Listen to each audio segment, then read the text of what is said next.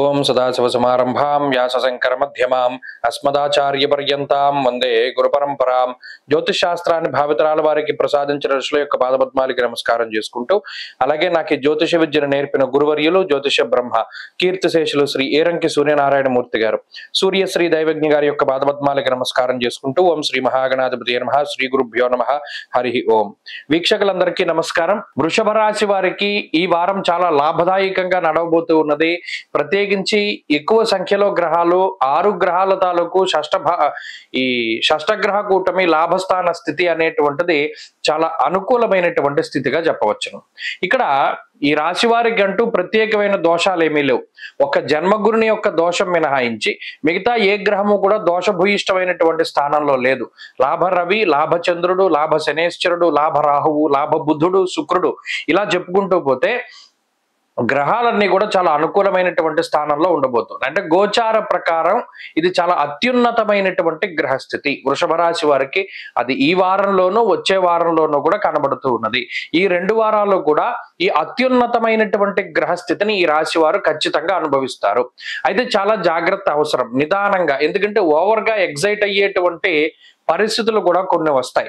అనుకోని అవకాశాలు చేజెక్కించుకోవడము, అలాగే ఏదైనా ఒక ఆకస్మికమైనటువంటి ధన ప్రాప్తి, కోల్పోయినటువంటి అవకాశాలను లేదా కోల్పోయినటువంటి విలువైనటువంటి వాటిని తిరిగి దక్కించుకునేటువంటి ప్రయత్నం ఎవరైతే చేస్తూ ఉన్నారో అవి సక్సెస్ఫుల్ గా మీకు రిటర్న్ వస్తాయి. ఎవరైనా లాంగ్ టర్మ్ కోచింగ్ తీసుకుంటున్నారో, గతంలో 1 మార్కు 2 మార్కులతో పోయినటువంటి పరీక్షలకి వాళ్ళు చక్కగా సక్సెస్ అవుతారు. అలాగే ఉద్యోగంలో ప్రమోషన్ సక్సెస్ అవుతారు. ఉద్యోగ మార్పు చాలా సక్సెస్ అవుతారు. కాంపిటేటివ్ ఎగ్జామ్స్ లో చాలా గొప్ప ఫలితాలు వస్తూ ఉంటాయి. ఇలా ఈ 2 వారాల్లో ఏదైతే పనులు చేస్తారో ఆ పనులన్నీ కూడా చాలా లాభసాటిగా ముందుకు సాగుతూ ఉంటాయి. ముందుకు సాగడం వేరు, లాభసాటిగా ముందుకు సాగడం వేరు. అంటే ఏదైనా ఒక స్థలమో పొలమో ఇల్లు అమ్మాలి, గతంలో వచ్చినటువంటి ద్రవ్యం కన్నా రెట్టింపు ద్రవ్యం వస్తుంది.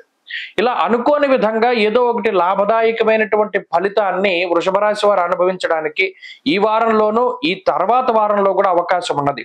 కాబట్టి ముఖ్యమైనటువంటి నిర్ణయాలు తీసుకోవాలి అన్నా, ముఖ్యమైనటువంటి పనులు చేయాలి అన్నా, కీలకమైనటువంటి వ్యక్తులను కలవాలి అన్నా, లేదా ఏదో రకమైనటువంటి చికాకులు, కోర్టు కేసులు, తగువులు, లేకపోతే వైవాహిక జీవితానికి సంబంధించిన సమస్యలు, ఇలా అనేక రకాల సమస్యలు ఉంటే వాటిని తగ్గించుకోవడానికి ఈ వారంలో ప్రయత్నం చేస్తే రిజల్ట్ చాలా తొందరగా వస్తుంది.